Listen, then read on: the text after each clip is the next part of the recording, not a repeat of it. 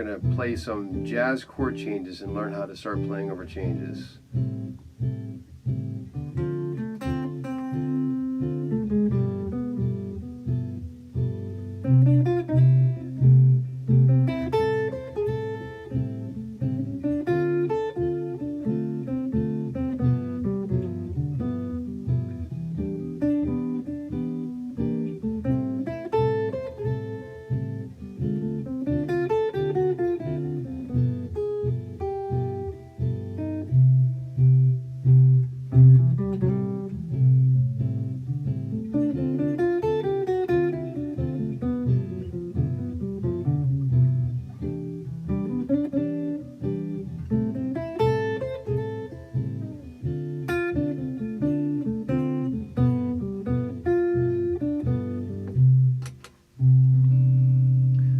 Right.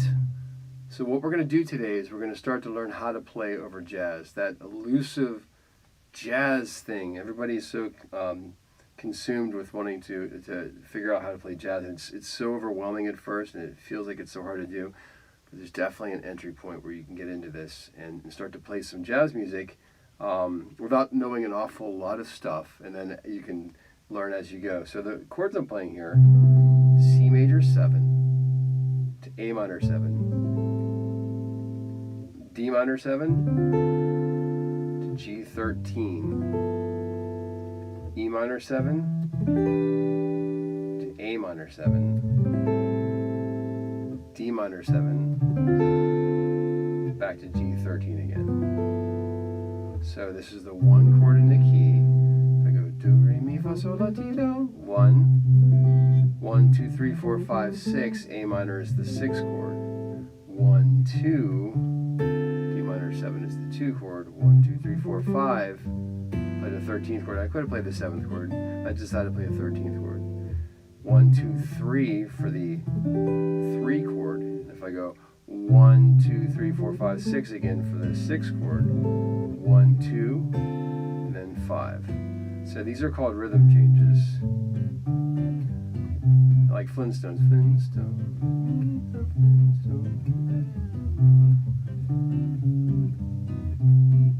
That kind of thing. So, I've got rhythm, I've got my gal, who can ask for anything more. That's the idea. So those are standard chord changes, these rhythm changes to play jazz over. So the first thing we're going to do, it's really simple. Well, yeah, I should talk about this too. We're going to try to swing these notes when we play. So swing is a feel where you have like a triplet. It's trippa, la, trippa, la, trippa, la. So.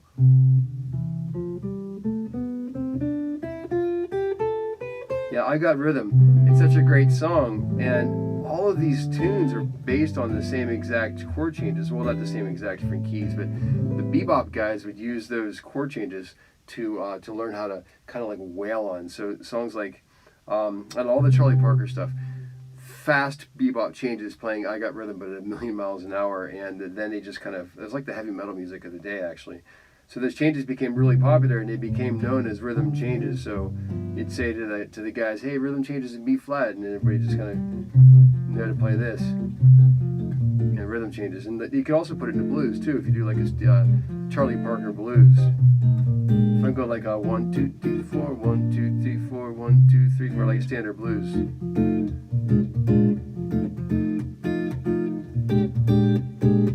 You can throw 2, 5, 1s, which are the rhythm changes, into the blues. There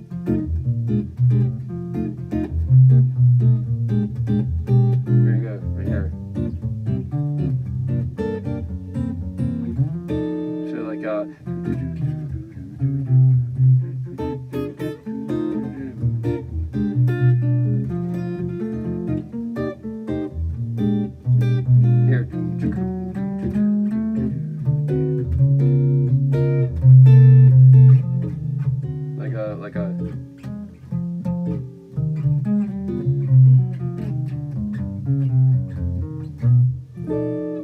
that kind of thing. So the blues got these changes inserted too, which is really neat. So yeah, big part of jazz. Really fun. That's all so much fun. So yeah, it is. It's a blast, and it's kind of something you can spend your lifetime getting better and better and better at, and we all feel like we don't know anything. So if I play these chord changes, I'm just going to play the major scale. There's videos on the channel right now about how to play 3-note per string patterns through the major scale, and I would definitely visit those scales and learn those.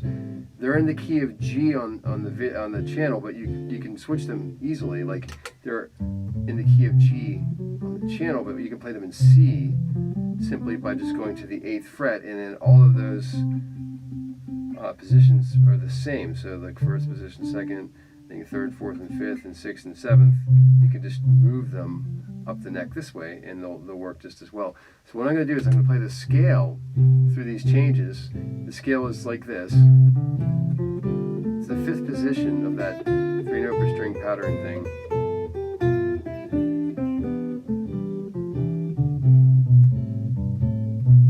Playing the scale, but you can see it fits, right? So as a first level jazz student, this is what I would do. Just kind of practice bebopping, kind of this swing feel over these chords. And that's the first level. And then you could actually go through all of your positions. This is making me think about videos on the actual lesson channel.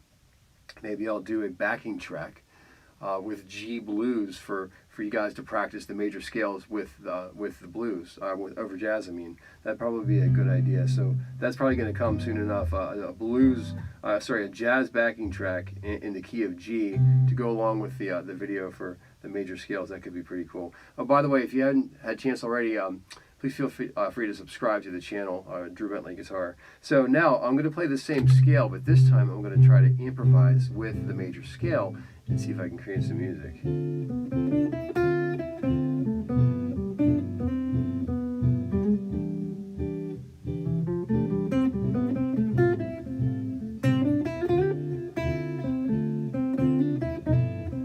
Playing the scale, but I'm just playing some lines.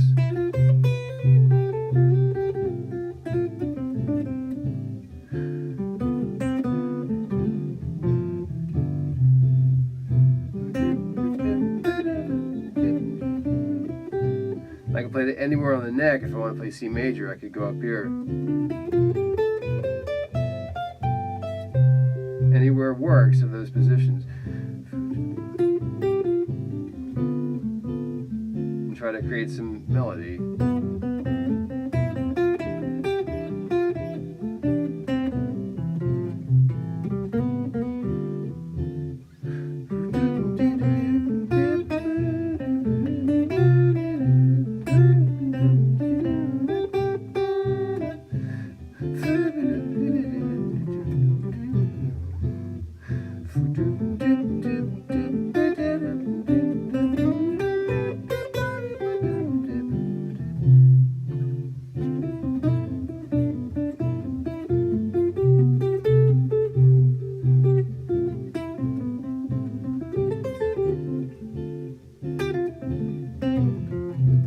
Okay, so that's playing the major scale.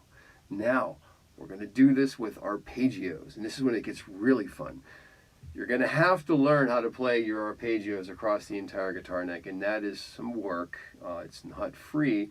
Playing jazz is not free. It's not like if you play the blues where you can play something really simple, and your friends and you could have your first guitar day ever, and somebody can go and play that scale, and that's great, and it's a great thing.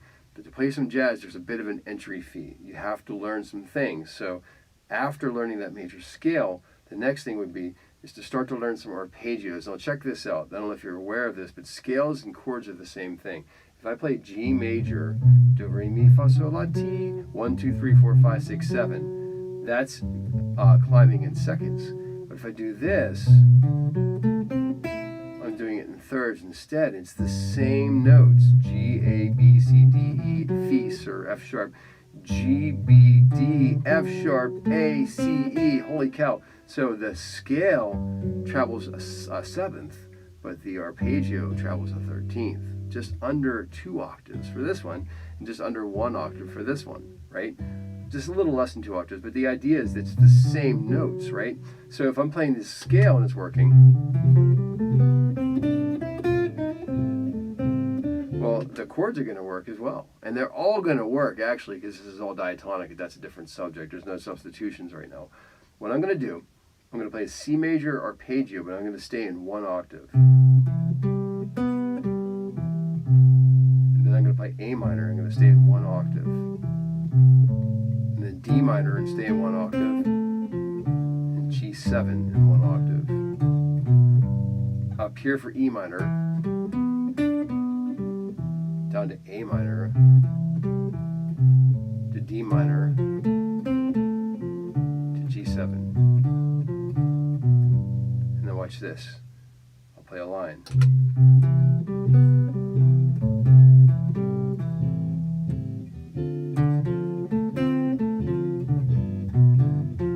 Just playing the arpeggios. That's cool.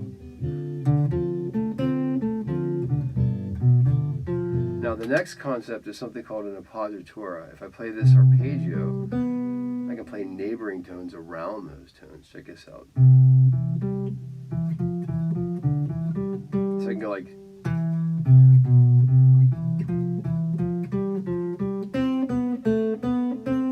I play this note, and then I surrounded it.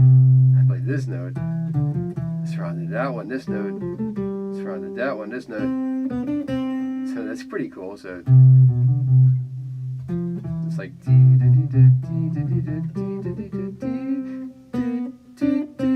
okay. Then the next concept is to connect these together with passing tones. And I think it's like connective tissue from one chord to the other. Check it out. If I do this.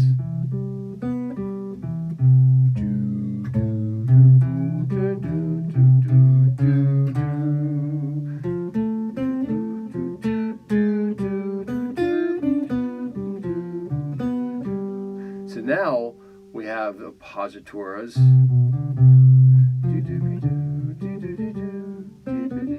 We have passing tones.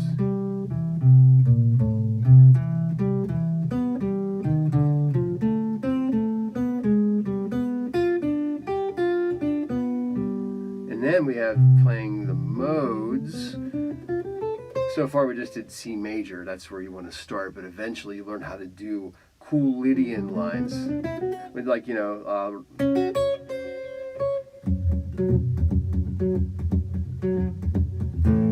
there's like Lydian in that.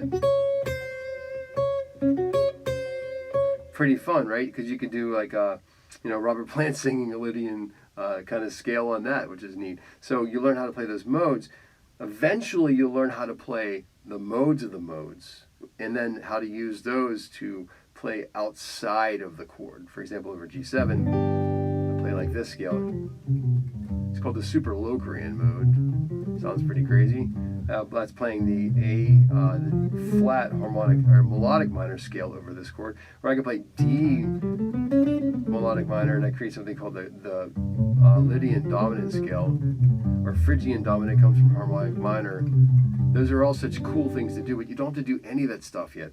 You can simply just play the chords or the C major scale, and you'll get some jazz out of it. So here we go. I'm going to play some chords again. And this time I'll kind of branch out a little bit. Again, you have to learn how you play your arpeggios across the entire guitar neck, and it's a valiant effort. It's something worth doing, and I need to get more stuff on the lesson channel about how to do that. There's so much to learn with guitar. It's literally like an endless amount of stuff to study. I have 1,650 video ideas or something like that. That's why I'm doing these live streams here in the studio, because there's just so many ideas.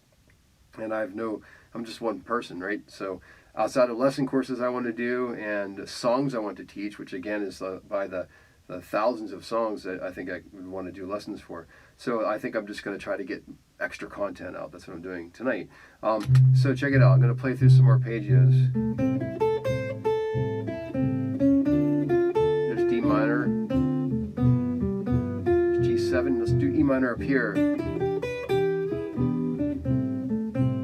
A minor. There's D minor. There's G7 right there.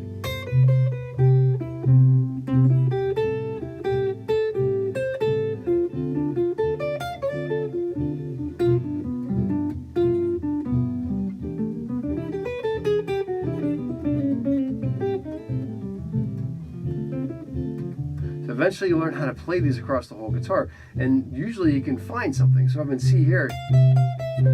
Where's A minor? There it is. D minor is here. G7 is going to be here. E minor is here. There's A minor. I'm playing pentatonic scales now, and I can if I want to. Here's D minor. G7 is there, so I can find it anywhere I go. D minor is 1.5 steps away. G7's right there. Here's E minor.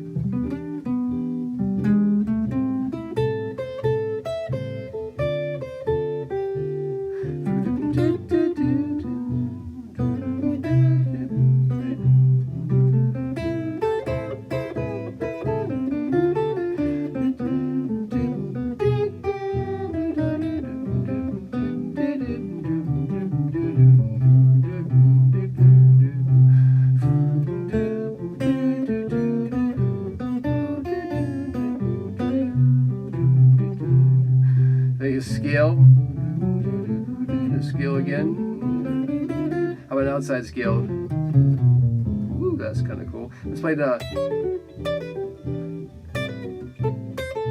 outside of these ones.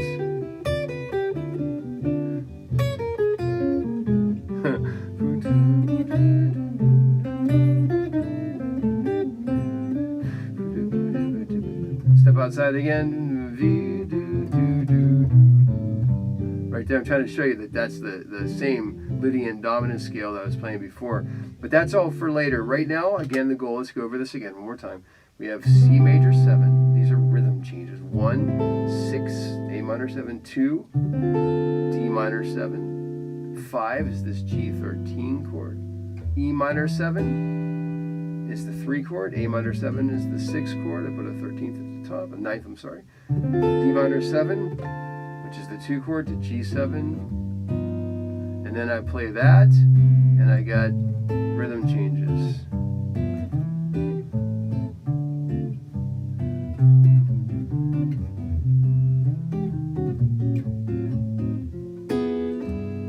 You can make them really slick too. You could do like substitutions, like a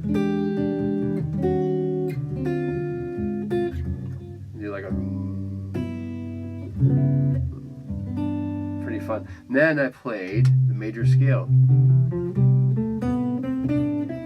the 5th position, swinging it up and down. That's your first step once you get these chords down.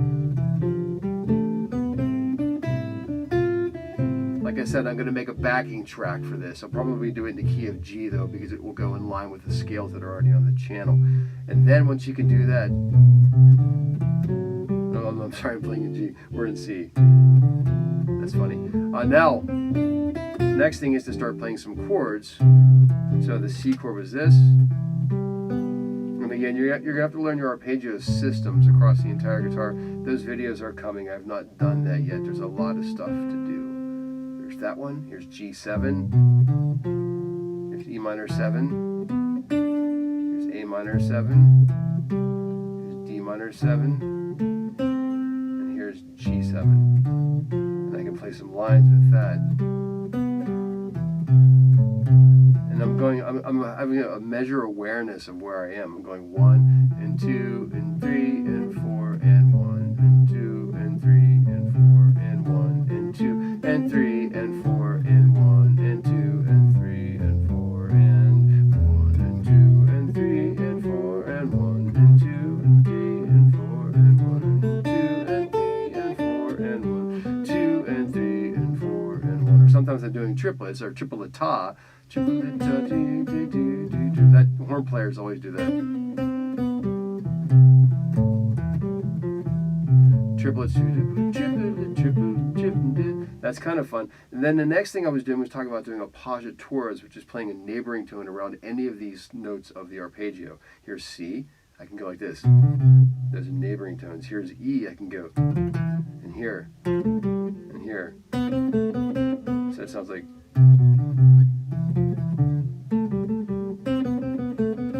That's kind of how you hear that sound. It almost sounds like your jazz players are playing a scale. They're not quite playing a scale. They're playing arpeggios, or sorry, appoggiaturas. Like this note surrounded. Not quite the same as chromaticism, which I do all the time as well. Lots of chromatic notes in between those notes.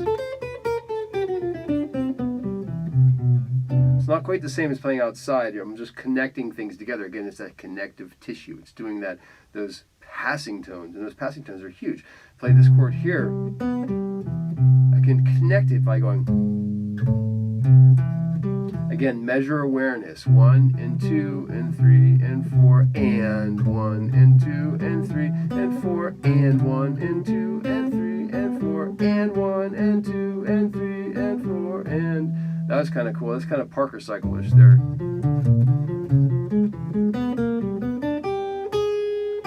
So now, play the scale. Play a chord. A chord.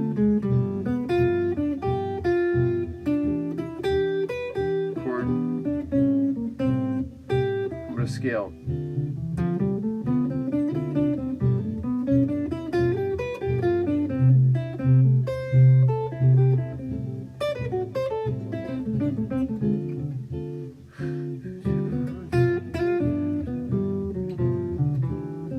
That's nice.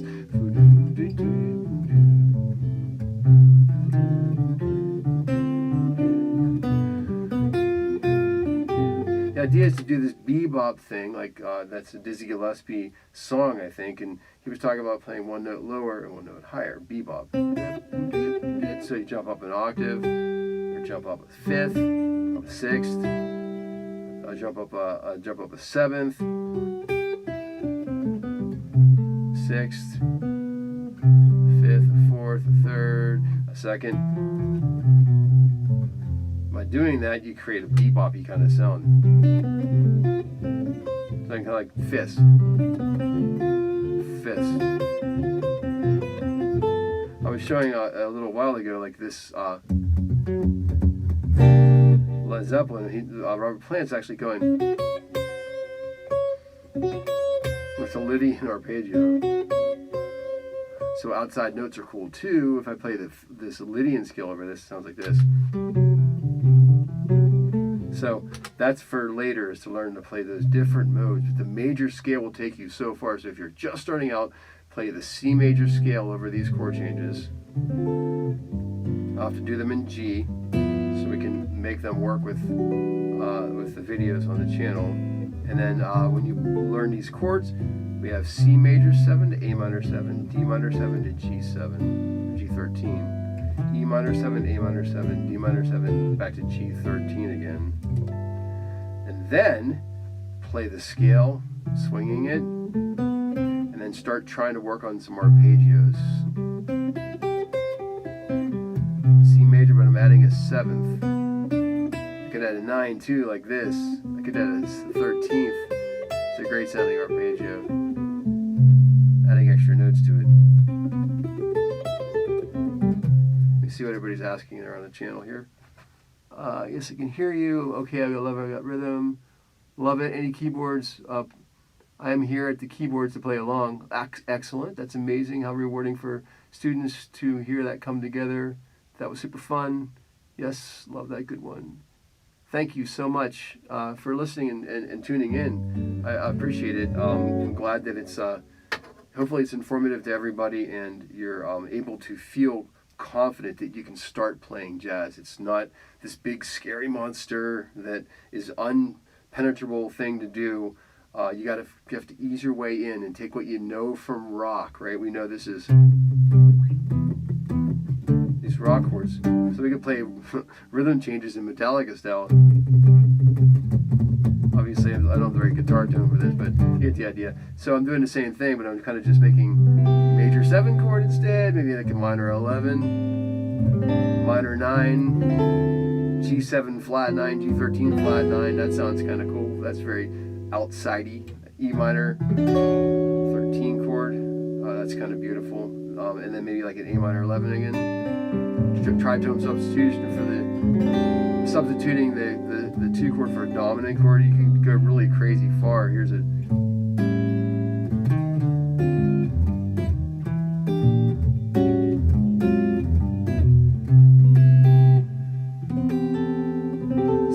so much stuff with this, and playing the same chords as playing the second day of it.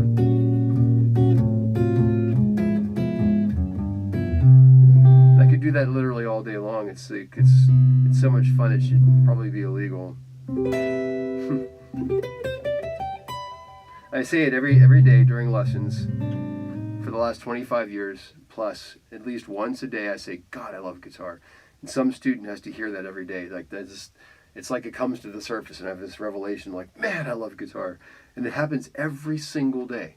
There's not a single day that's gone by where I haven't been like frozen for a second and thought, man, this is like the greatest thing to do in the world. How lucky am I that I'm getting paid to do this for my job? Like, oh my God, it's almost ridiculous, because this is my favorite toy, and I've been doing this since I was a little kid, and I would probably do it if I didn't get paid. If I was busking or something. I've tried that, by the way. It doesn't really work that well. You have to really look dirty, I think, to get paid. I tried it.